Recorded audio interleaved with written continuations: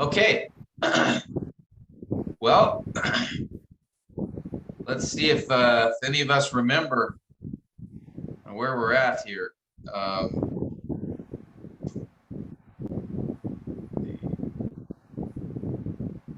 right, I was looking at our notes. Can't believe this is the 24th session we've had for this third module on poetry. But we're getting down towards the steps that focus on attention on the sermon. So we've already done all the steps together that look at the exegetical part, the study part. These first 8 steps, or really 9 steps in the process. And again, the first 3 steps are looking at the book. Now, for the Psalms, of course, we skip those because we're just looking at individual psalms. So for your Psalm passage, you don't even have to do the first 3 steps. For Proverbs, you will.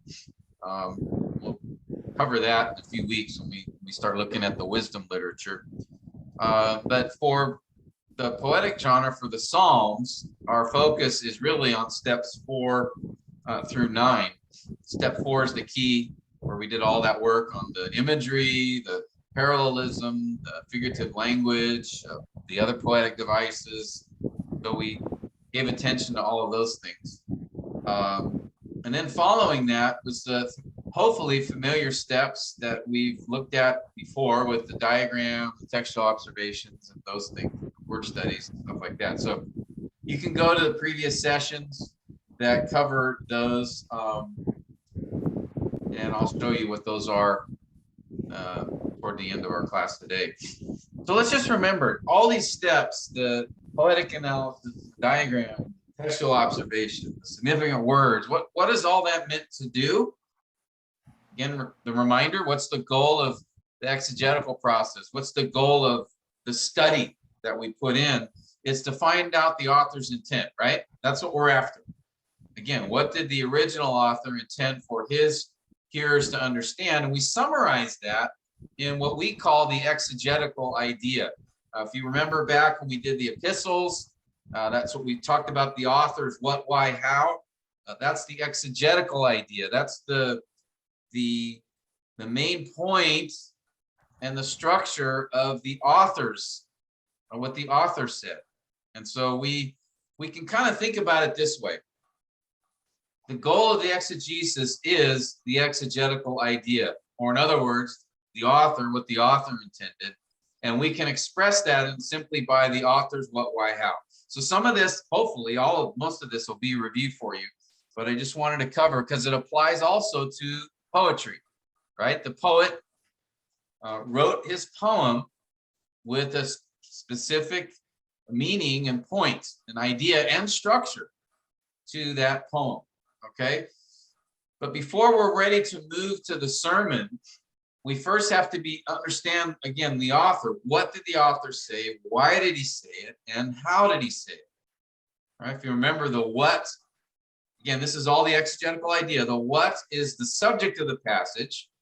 Okay, so what is the point of the poem? I should say it this way: what's the subject of the poem? The why is the context of the poem. Why did the author write this poem? What was the point he was trying? Was he making this particular point? Now, sometimes, as we found out when we studied the Psalms, you can find the context in the title. For example, the title of Psalm 100. I think a couple of you guys have this psalm for your assignment. We learned from the title that the author wrote it as a psalm for Thanksgiving, or this was a song that was meant to be sung as you brought your thank offering to the Lord. That word for Thanksgiving there has the idea of Thanksgiving offering. And so we learn from the title of the psalm, just this short title, it tells us the purpose or reason or context of the poem. So that's very helpful. The same with the songs of ascent. I think from Psalm 120 through 134. They're simply titled as a song of ascent. Well, that tells us, again, what the purpose of those particular psalms are. That, again, they were intended to be a song that was sung while you were on the pilgrimage for one of the 3 annual feasts. And so as you were going to Jerusalem, as you were going to the temple during one of those annual feasts, you actually had a hymn book, Psalms 120 to 134, that you would sing together with those that you were traveling with. And then even probably as you approach the temple. So these are just a couple of examples that give us the author's why for these particular poems. So Psalm 100, the subject of the poem is, giving a joyful shout of praise to God. And the context or the reason for that was that it was meant to be as in celebration of the time when you would give the thank offering to the Lord. Okay. Now, of course, as we've talked about before, not all of the Psalms have titles. I think 34 or 35 of them don't have any titles. So in those cases, you would have to figure out the why or the context, the background setting from what's said in the poem. Okay, but sometimes the author tells us just in the title, and that's really helpful. So the exegetical idea, again, includes the author's what? That's his point, the subject of his poem. The author's why, that's the context of the poem, why the author is making that point. And then there's the how, that's the outline of the poem. All right, and the outline comes from the stanzas.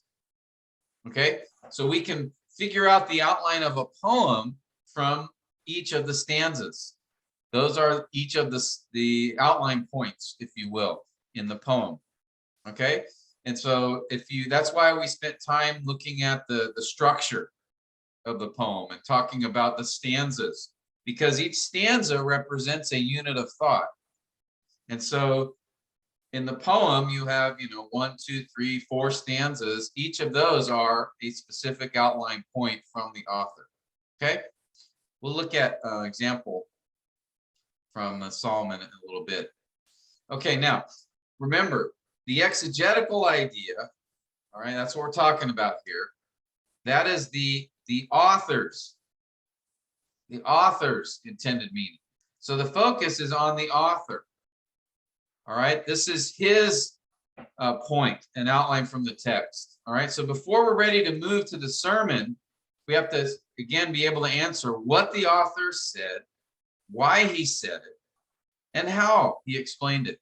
And then from that, we will adopt or come up with our own sermon main point and outline derived from the author's idea. But it first begins with the author. Okay, we've talked about this quite often, but that is the focus. So, for example, let's consider our psalm we've been using as an example throughout this module, Psalm 128. So I'm going to ask Sid if you could read this psalm for us, and then I'll give you an example of an exegetical idea for this psalm. So Sid, you want to go ahead and read Psalm 128? Psalm 128, a song of ascent. How blessed is everyone who fears the Lord, who walks in his ways. When you shall eat of the fruit of your hands, you will be happy, and it will be well with you. Your wife shall be like a fruitful vine within your house, your children like olive plants around your table. Behold, for thus shall the man be blessed who fears the Lord. The Lord bless you from Zion, and may you see the prosperity of Jerusalem all the days of your life. Indeed, may you see your children's children. Peace be upon Israel. Okay, good. Thank you. So this psalm, it's short psalm, 6 verses, and we've looked at the other steps. We've looked at this psalm before. And right now, this morning, I'd like to just have us consider the exegetical idea for this psalm, the what, why, and the how of this particular psalm. And so as we look at this poem, let me do this.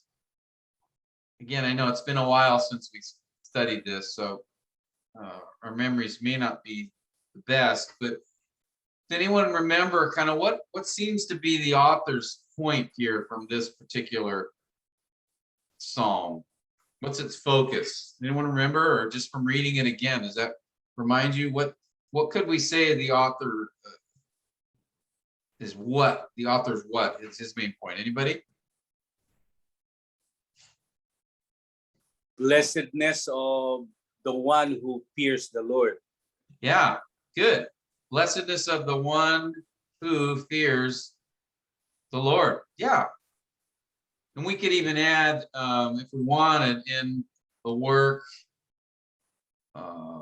and home and life, something like that. But yeah, the key theme here obviously is blessedness. That's the focus, as it's repeated several times, right? Blessed, blessed, the Lord bless you. And then the similar words of happy, prosperity, be well. Okay, so this is the focus clearly of the psalm. Now, the next question is the why. What would be the author's reason for focusing on this? There's a couple of things here. Anybody?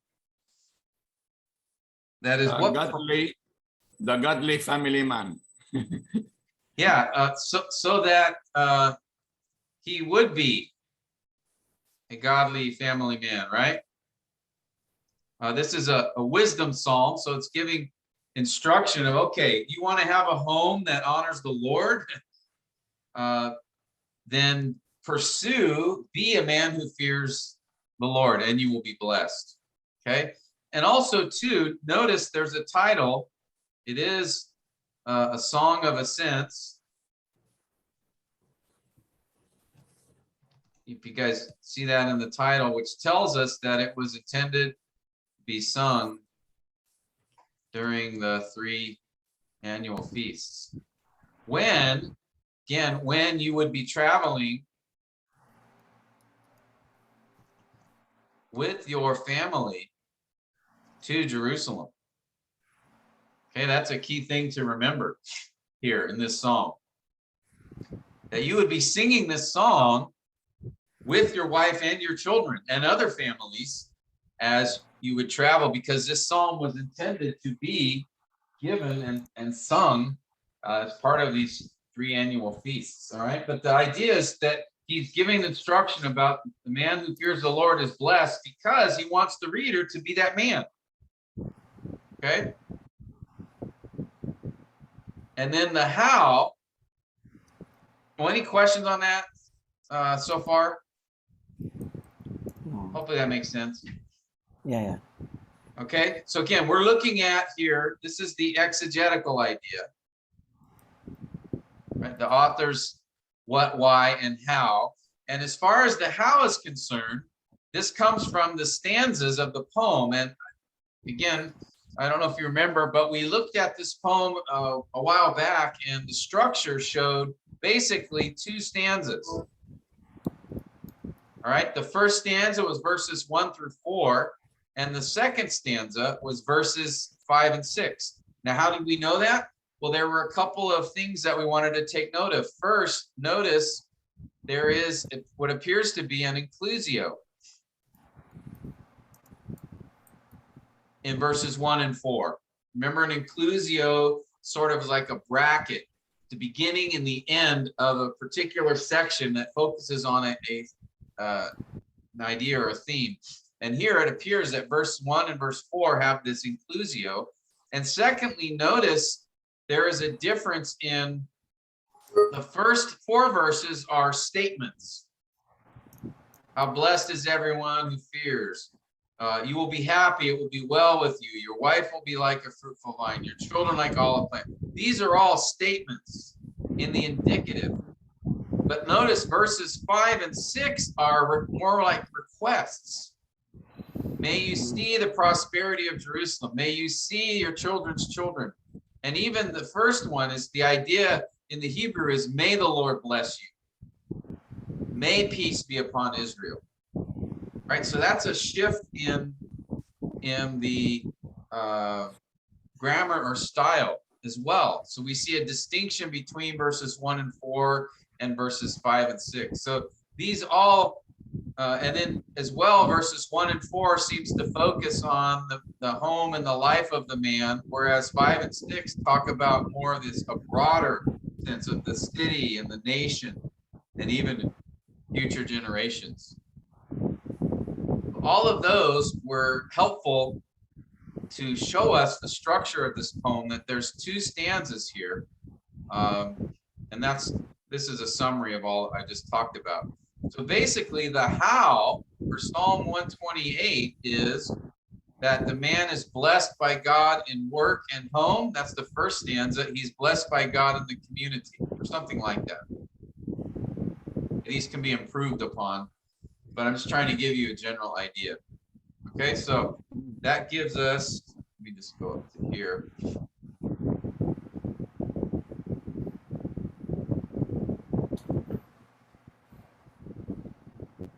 The what, why, and how from the author.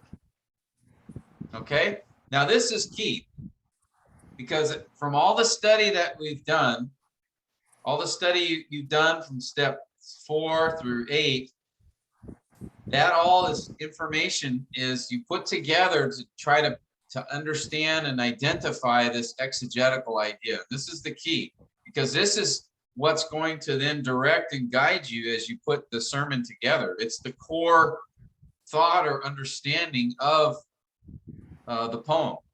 All right, the point of the poem, why the author made that point, and how he made that point. All right, that's the exegetical idea. Same thing that we did before with epistles.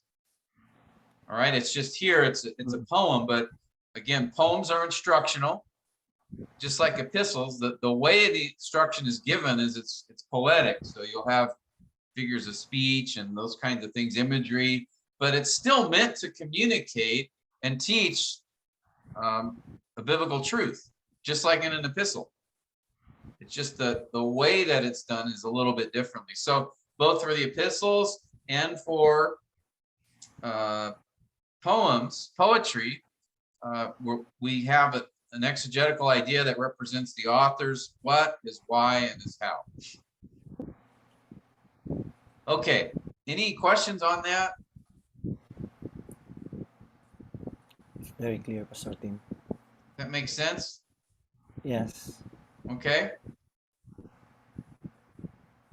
All right, so this is just again for the example of Psalm 128. Now, in thinking about it too, this, when you consult resources, it can be helpful seeing what others came up with. I just grabbed a couple of them just for an idea. So I looked at a couple of other books. Here's one that Dr. Zemek did, where he gives outlines to all the Psalms. And he also had 2 points.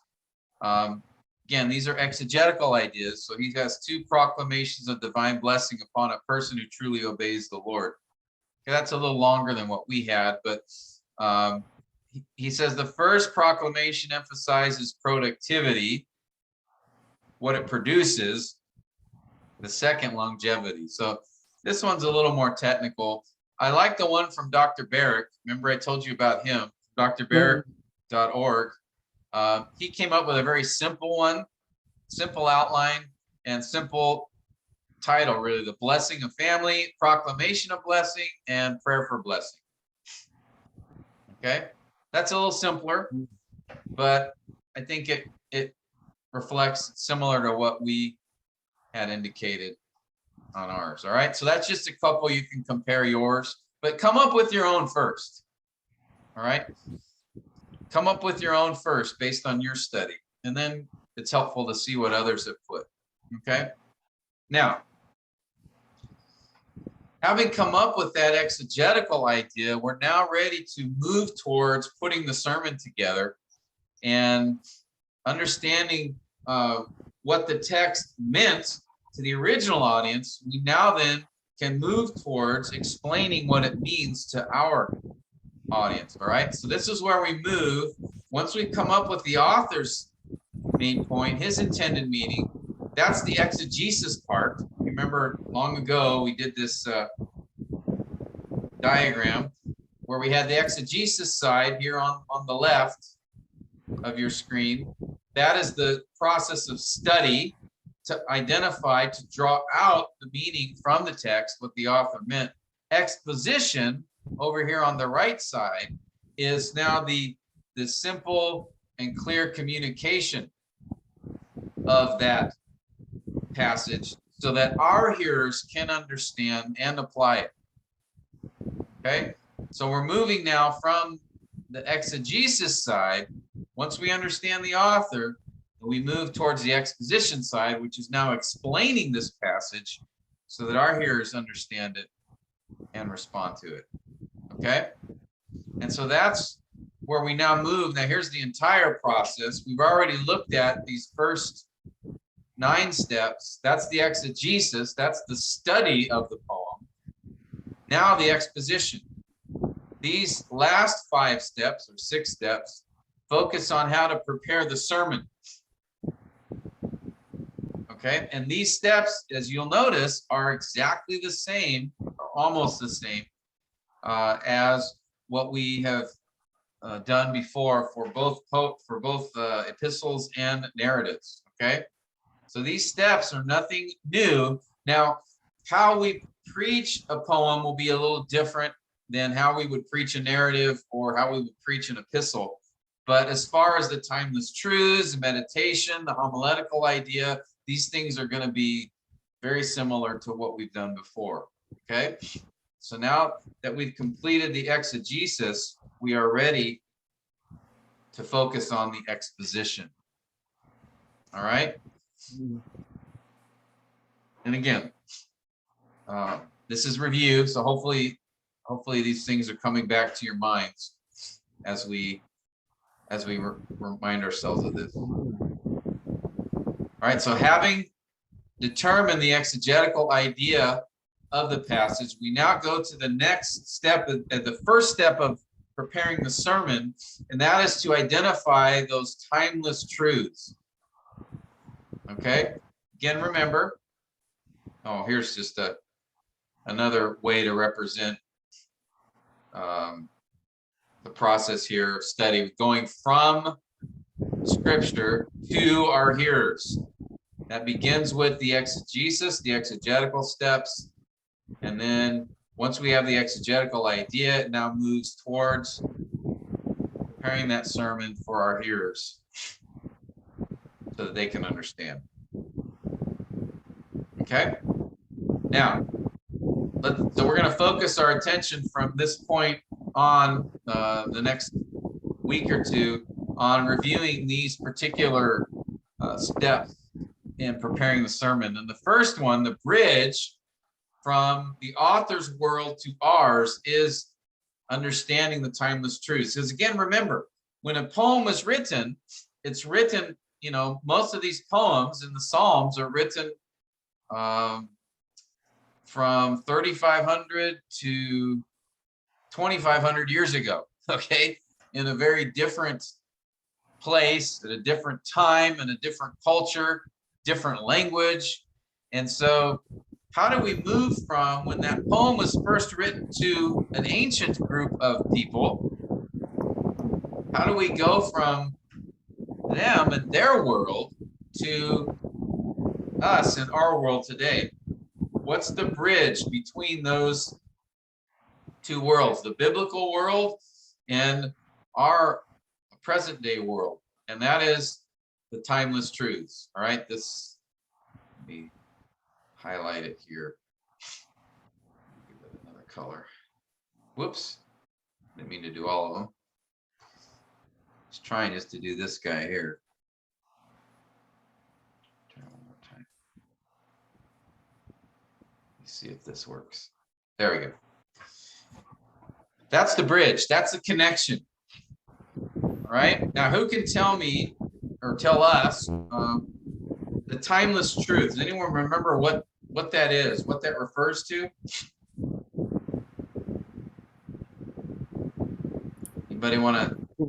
I think it refers to the principle, Pastor Tim, that we can draw from our study from exegesis. Okay. Which principle? Like, I don't mean specifically. Biblical When you say principle, what do you mean? The biblical principles regarding that we connect, can connect to the New Testament, So what lessons we can get there and connect to the principle from the New Testament, from the epistles. Okay, so basically the doctrines, right? The doctrines of Doctrines. Scripture. Yeah, the biblical truths. Everything that God has communicated is truth, right? Yeah. Right? God cannot lie, right? All that he says is truth. Now, in his word, he communicates those truths through the scripture, right? He'll communicate those truths in epistles directly. He'll communicate those truths in stories indirectly. He'll communicate those truths in poetry directly, but a little more artistically, okay, and poetically. So, but everything that God has said to us through His Word, we could say is based on doctrinal truths, based on biblical truths, principles that apply to every human throughout history. For example, all men are sinners. That's a biblical truth, right? Is that specific to only one time or one culture or one place? No, right? Is it specific only to one age? Only older men are sinners. No, right? Obviously, women, young and old, men, young and old. Every human being is sinner. That's a biblical doctrine, a biblical truth. Now, we could see that doctrine stated explicitly in, for example, Ephesians 2, right? You were dead in your trespasses and sins. Romans, yeah, good. Romans 3. Romans 3. All are sinners and fall short of God's glory. There is none who does good, not even one. Okay, those are direct statements, like an epistle. They state the truth plainly and directly. But also, we could learn that doctrinal truth from the story, say the golden calf. Right? That story demonstrates the sinfulness of human beings as well, right? We could find that truth in the Bible expressed poetically. David in Psalm 51, in sin my mother conceived me. He expresses the same idea poetically. So, but all of those are the foundation of each of those texts is based upon the same doctrinal truth that all men are sinners, or all have rebelled against God. And the way that is expressed may be a little different, but there's still it's the same foundational truth. Or love your neighbor as yourself. Okay, that can be stated explicitly. It can be the story of the Good Samaritan is a story which expresses that same doctrinal truth, right? Jesus was explaining actually what it means to love your neighbor there. Or it could be stated poetically. Okay, but again, anything an author says in Scripture is based upon a timeless truth or a doctrinal principle, a biblical truth that applies to every person and every culture at every time and every place, every age, every situation. So love your neighbor as yourself was not only specific to a certain culture. That applies to everybody at all times, right? That's a timeless truth. Don't lie to one another. That's a timeless truth. Love your God with all your heart, with all your soul, with all your mind. That's a timeless truth. God is a spirit. That's a timeless truth. Men are sinners. Jesus is the Son of God. These are all biblical truths, doctrines that do not change with time or place or situation. Now, the way those truths that are applied could be different. How you love your neighbor in one place and time might look differently than in another place and time. The application may be different. The timeless There are truth factors. doesn't change. Yeah, Michael? There are factors that we're going to consider regarding that. Yeah. Yeah, exactly. That's why we have to do all that work in the exegesis, because we have to understand what was going on when the original author wrote that poem or story or epistle, and why he wrote it, and who he was writing to. We have to understand all that to know, okay, this is the doctrinal truth that he was writing about and applying to his hearers. So let's see, I think I have an example here. Yeah. Here, let me qualify or describe the principles or the timeless truths, and I'll give you an example or two as we do that. Okay, again, they are the theological truth that the author based his instruction upon. Now, how it applies today may be different than how the author applied it to his hearers. Okay, but the truth, that the timeless truth doesn't change. Its application might be different. Okay, and in some cultures, for example, it is respectful to shake a person's hand, shake their right hand. Some cultures, that's not respectful. Okay, so the timeless truth would not be always shake someone with your right hand, because some cultures may be different. The timeless truth is show respect to someone you are meeting, right? That would be more of a timeless truth. We should always be respectful of others, especially when we are meeting them. Now, how you show that respect can be different in certain cultures. For example, in Cambodia, you show respect by putting your hands together, and where you place your hands depends on the level of respect you're showing to the other person. But you wouldn't shake hands in Cambodia. You would show respect in a different way.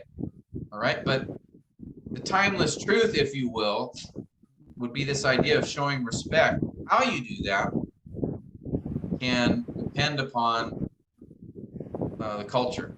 All right, so timeless truths, that is, you could say biblical doctrines, should follow these principles. All right, it must be reflected in the text. Well, that should be obvious, right?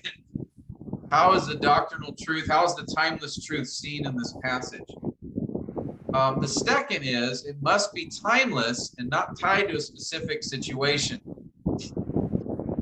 For example, you guys remember Jeremiah 29:11, right? I know the plans I have for you, plans to prosper you. And, all right. And a lot of people take that and make that a timeless truth, meaning at all times, in all places, in all situations, God promises to bless you and to give you prosperity and health.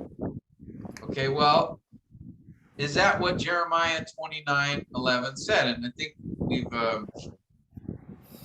me pull this up. We've looked at this passage, I think, before. Let me just draw your attention to it.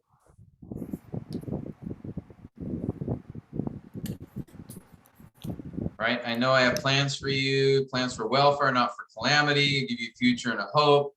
And so some people make that the timeless truth. But that's what applies to everyone at all times and all places. But we have to go, well, wait a minute. First, we have to understand who's writing this, to whom is he writing, when is he writing, what prompted him to say this, right? And we learn that actually the audience here is the Jews in exile in Babylon. And that God is specifically telling them at that time, this is at the end of the exile. At the end of the exile, God says, I will bring you back to Jerusalem, and I will you'll take care of you. You'll be prosperous and blessed. All right. So that was specifically towards or for a group of people at a particular time in a particular place. It's not a blanket application for everybody. That's not the timeless truth in this passage. The timeless truth in this passage is God always keeps his promises. Okay. Pastor Now, Tim, verse 10, Pastor Tim. yeah, Yeah, when the Yes. 70 years. no, you're exactly right. Nor good observation. I mean, we see in this passage, God directly tells, when the 70 years have been completed for Babylon, I will visit you, people of Judah, and fulfill my good word to you, people of Judah, to bring you back to this place. Why? Because these are my plans for you, people of Judah. But notice, I will visit and fulfill my good word. Now, there is the timeless truth. God will keep his promise. Okay? Now, what that promise is and how it applies can be different depending on the situation. But God is faithful, and he will keep his word. That's the timeless truth that you would need to preach from this passage.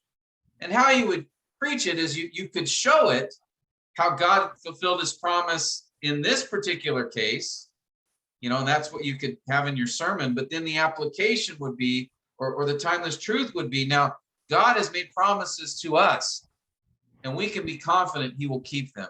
And then you could say, okay, what are some promises that he's made to us, right? Well, John 3:16, right? Whoever believes in him shall have eternal life. That's a promise. Can we trust God that he will keep it? Yes, because of he showed us in this passage that he kept his promise to the people of Judah. What's another promise? I will never leave you nor forsake you. Hebrews chapter 13. All right, we could go, you can mention a lot of different ways that the text applies to your hearers. But you cannot just take what God said in this passage and say that that applies to your hearers. And a lot of guys do that. This is a very famous text for the prosperity gospel guys, right? Oh, they love this passage, right? Brothers and sisters, I know the plans that God has for you to prosper you. Yes, hallelujah. Let me see it, right? And they just go on about that, but they're misrepresenting the point of the passage because they're misunderstanding the timeless truth. Okay, and so I'm sure you see this. I see this all the time, where just some verse or some statement is taken totally out of context, and that is made into the timeless truth. Certain. Yeah, Certain. That's why it's important also to consider the historical timeline yes, of Old Testament scripture, because the specific, in terms of its application or fulfillment, that particular passage, it made me think of Ezra and Nehemiah, because in that particular passage, it says that God would fulfill his promise to bring them back to their land. yeah, So the fulfillment is seen in the time of Ezra and Nehemiah and Zerubbabel. yeah. Historically. That's right. And Yeah, also, Sorry, go ahead. I think in the picture, the prophetic word of Apostle Paul in Romans chapter 9, 10, and 11. It's about Israel. His Yes, specific promise to Israel. yes. Yeah, that's a good example or illustration in the New Testament, in the epistles. And so, yeah, if you understand, like you said, if you understand the historical background, if you understand all of that background context that we spent so much time, talking about, there's a reason for that. Because if you don't understand if you don't understand like who's writing or what a situation is or who the audience is or what the background is, if you don't understand any of those things, then you're gonna take it out of context. You're gonna miss the timeless truth or truths in the passage. That's why we need to first figure out, okay, what's the original author saying to his audience? And then once I know that, I say, okay, now what are the timeless truths that he's basing those statements on? And then that's what connects to our world. So when you study Jeremiah 29, you ask, okay, this is what Jeremiah is saying, or God speaking through Jeremiah, what he's saying to the people who are in the exile, the Jews who are in captivity in Babylon. Okay, so that specific statement doesn't apply to me, but let me think about what is it that statement's based upon. Well, it's based upon the faithfulness of God who keeps his promises. Ah, now that connects to my hearers. And it says even in the text, this is the point. I have, plans for you to prosper you, for your welfare, not for calamity. Why? Because he said, I will keep my word, right? So we actually see the timeless truth stated in the passage directly. So this is what's so important that we don't miss, that we really understand the exegetical idea, and then what are the timeless truths that exegetical idea is based upon. That is what then I take to, okay, this is how those timeless truths apply to them. How do those timeless truths apply to me and to my hearers today? Okay.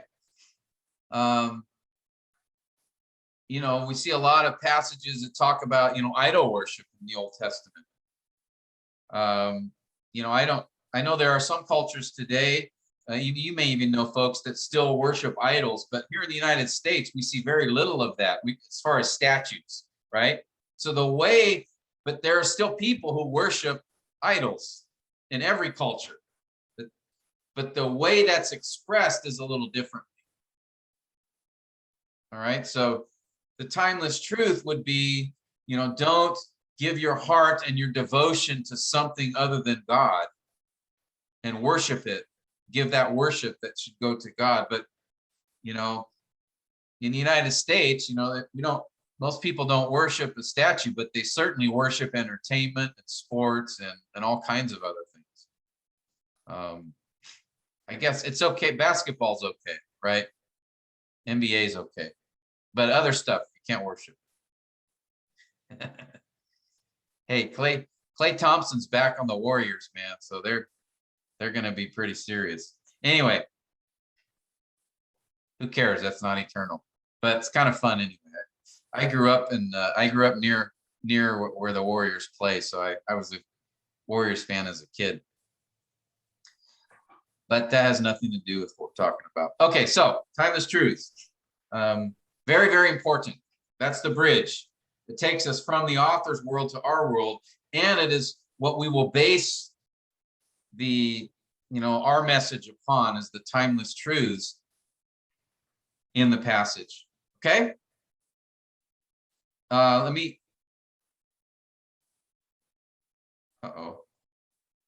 Okay. So keep in mind, it is to be timeless, not tied to a specific situation. All right. It is not to be bound to a particular culture. This is a similar idea, but for example, you guys remember, I don't know if we've discussed this example before, but the parapet in Deuteronomy 22:8. This is another example. Let me pull that up. All right, I'm going to ask Pastor Arn if you could just read this passage for us real quick. Just verse 8 of Deuteronomy 22 there. Can you see it okay? So what verses? Yeah, Deuteronomy 32, verse 8. 8 I'll make it a only. little bigger for you there. Okay. Verse 8. When you build a new house, you shall make a parapet for your roof, so that you will not bring blood guilt on your house if anyone falls from it. Okay, and we can even keep going, right? You shall not sow your vineyard with two kinds of seed. or all the produce of the seed which you have sown, and the increase will become defiled. You shall not plow with an ox and donkey together. You shall not wear a material mixed of wool and linen together. So are these timeless truths, or are they an application of the timeless truth? Right? Is this a command? Is verse 8 a command for all of us to go out right now and build a parapet, was just basically a little fence, right? Build a little fence around your roof. Is this passage telling us that that's timeless truth, that all of us must do that? I believe Moses was writing to the certain audience. Exactly. That was a specific application for the people in Moses's day, right? Because they had their houses were square, and they often used the roof as a place to talk and to meet, right? So they would build a stair or ladder up to the roof, and that would be a place for them to fellowship. And so, but sometimes like an older person might go up there, or a younger child or someone, and if you need to put a fence around your roof so no one falls off of it, right? So that was specific to that culture.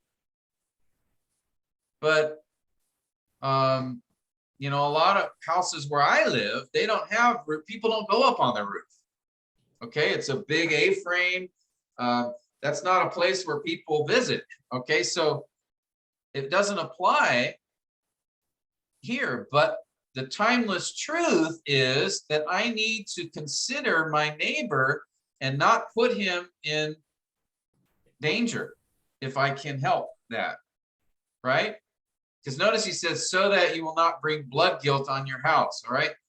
So I need to be careful and make sure that I'm looking out for my neighbor by not presenting anything dangerous or harmful, you know, in my home when I'm with him. Like maybe a good example might be, you know, in the U.S., some people own swimming pools, right? And so one way to show love to others is to build a fence around the swimming pool so a little kid doesn't wander in and fall in and drown. Okay. Now, so that's a, you know, a specific, so the timeless truth is not building a fence. The timeless truth is showing love to my neighbor and watching out for his safety. Now that's showing love, right? To look out for the safety of others. Now, how that applies can be very different.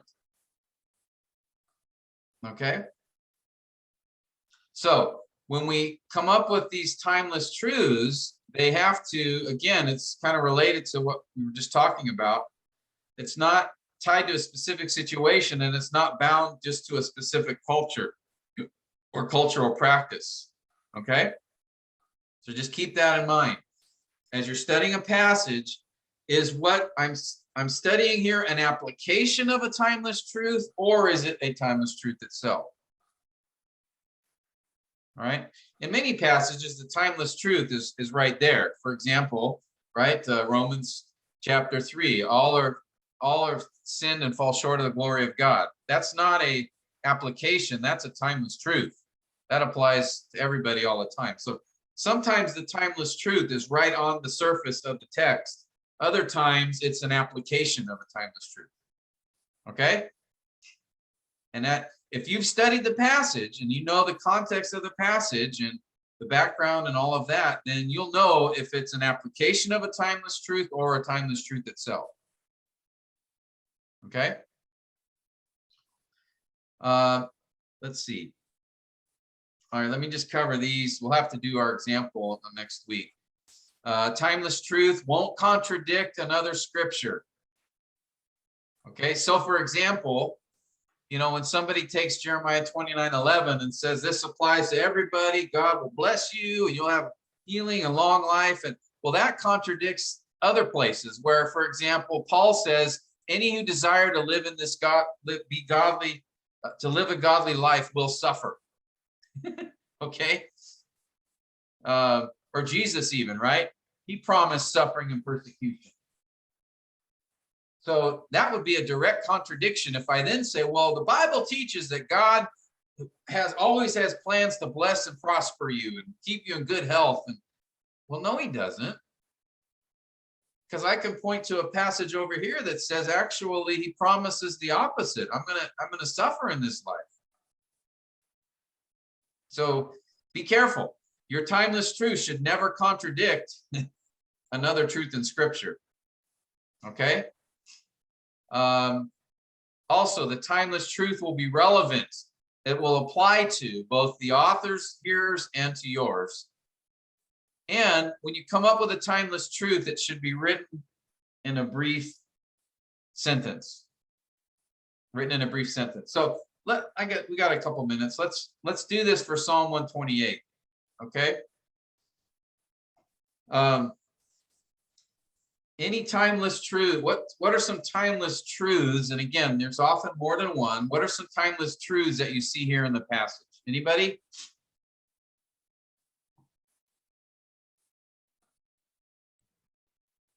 Right at the top. The one who fears the Lord will be blessed. Yeah. Yeah, that's, I think, a timeless truth right on the surface. Now, the meaning of blessed, that's where you got to be careful. All right. Okay. Blessed doesn't always mean prosperous and rich and wealthy and healthy, right? That's not what blessed here has the idea, right, of being right with God, of being cared for by God, of having peace with God, that kind of thing. All right. But yeah, I think this is a timeless truth right on the surface. Any others that you see? How about God is the source of blessing? Verse 5.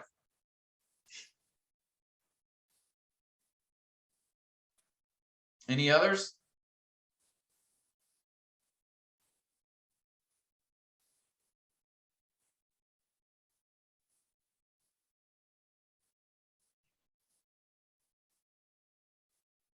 What about the role of fathers and husbands?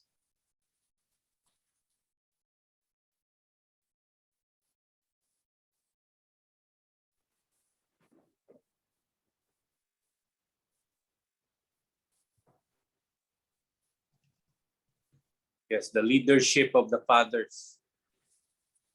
It's the head of the family. Yeah,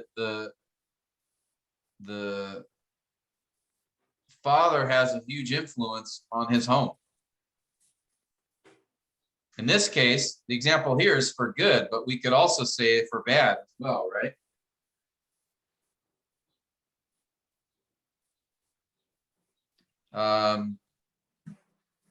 I think a timeless truth is that we should pray for God's blessing and care for his people, right? We see that as an example here in verses 5 and 6. Can we say also, Pastor Tim, that the fear of the Lord is the beginning of wisdom? Can we? Yeah, that would be from Proverbs. I might say here, the fear of the Lord, is connected to how a person lives, okay, who walks in his ways. That describes fearing the Isn't Lord. it wisdom, Pastor Tim? Isn't it? It might not be the direct reference here, but I think we can also include that. Include that what? wisdom. Wisdom? If you have the fear of the Lord in your heart, then you will walk in wisdom, and wisdom leads to all these blessings.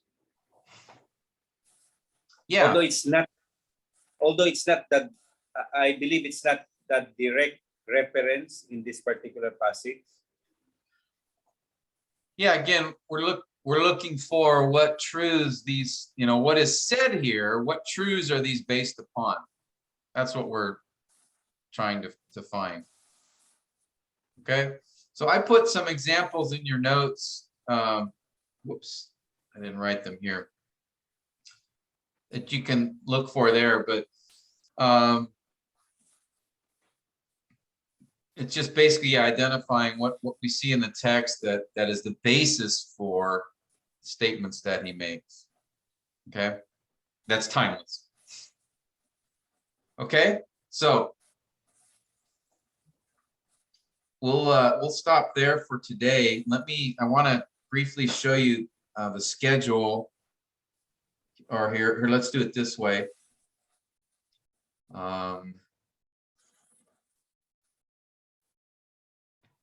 Take you on to Canvas here.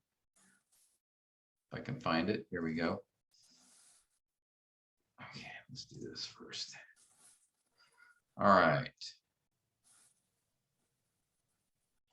Let's see, hopefully you can see this here. Let me go to TMAI. Okay, I've already logged in. All right, and we'll go to our class here, Preaching 3. Okay, remember I showed you, okay, we're gonna go to the link to download all course files, and there I put an updated schedule for you. I keep it updated there, so you can just hit download here, and it'll pop up for you, so you can always kind of see what the schedule is, hopefully. All right, it's taking a little time here, of course. Taking a lot of time here. There we go. All right, let me zoom it up here. All right, so this is our all our sessions. So right now we are this morning we are on this one, session 24. Lord willing, so we'll gather the next couple of weeks and finish up for your Psalm passage, talk about putting the sermon together, and then also preaching poetry. What are some things we need to consider? And then you'll have about a month. I think we'll have 3 Tuesdays that I will be gone. I'll be in Pakistan. So you'll have opportunity to get to work on your assignments. And I'd like us to try to finish the sermon by the end of February, because we're going to move into talking about wisdom literature and the Proverbs. All right, because you also have a Psalms passage and you have a Proverbs passage. All right. So what I would like to have us do is get the Psalms passage done, preach it, get it recorded, so that perhaps maybe if I can come out in May, you can preach your Proverbs passage at that time. Okay. So that's the goal here. So just the immediate thing I wanted to communicate was the next 2 weeks we'll gather together for class at the same time, and then you'll have a break of basically three weeks off before we gather again on February 22nd. Okay. And then as usual, you can go on to Canvas, hit the assignments, and then you can post your assignment, select it, and then you can post it. All right, so if you're working on the imagery for your assigned Psalms passage, again, I've got right here, you can just download the example, and I even put space on there for you to write. So I have an example. This is assignment 3.9. For images and figurative language. And I give you an example from Psalm 128. So you can see what we did there. And then there's space for you to do it for your passage, your assigned Psalm. Okay. And then I put also on these assignments, guys, if you forget, where did we talk about imagery? And I can't remember. Well, I put the sessions down that you can go back and review. You forget. All right. So if you don't remember like the figurative language, go back to these sessions that I mentioned here and you can review that. Okay. All right, any questions? I know you're excited about the assignment, so that's why I wanted to. Yeah. just take it a step at a time. I know some of you guys are behind. I understand. I know it's been just with COVID and flooding and, you know, everything going on with the church. I know that it's been a challenge. So just, you know, wherever assignment is your next assignment, just start working on it. Just do it a step at a time. All right. Don't worry about being behind, but don't stay behind. Right. Take some steps and just do your best, and then I'll give you feedback. And the point is just going through the steps so that you can, I believe the steps I'm showing you, you know, I believe will help you best understand the passage. All right. We're not just giving you things to do just to give you work. All right. The idea is what you know, what we believe will be helpful to you in understanding the passage, and then in teaching or preaching that passage. Okay. Okay. And you can always message me if you have questions. You know, I think I'm pretty good about getting back to you if you message me. All right. So if you're going through something, you just, you know, I don't understand. Is this a metaphor? I'm not sure. Or, you know, just message me, or you can work with each other too. But I'm always happy to help if I can. Okay. Or if you just don't get something and you want to do a Zoom call or something like that, we can do that too. I'm perfectly happy with helping you any way I can. Because right now this is all we have. You know, until I can actually be there in person, we'll have to do it this way. Okay. Any questions?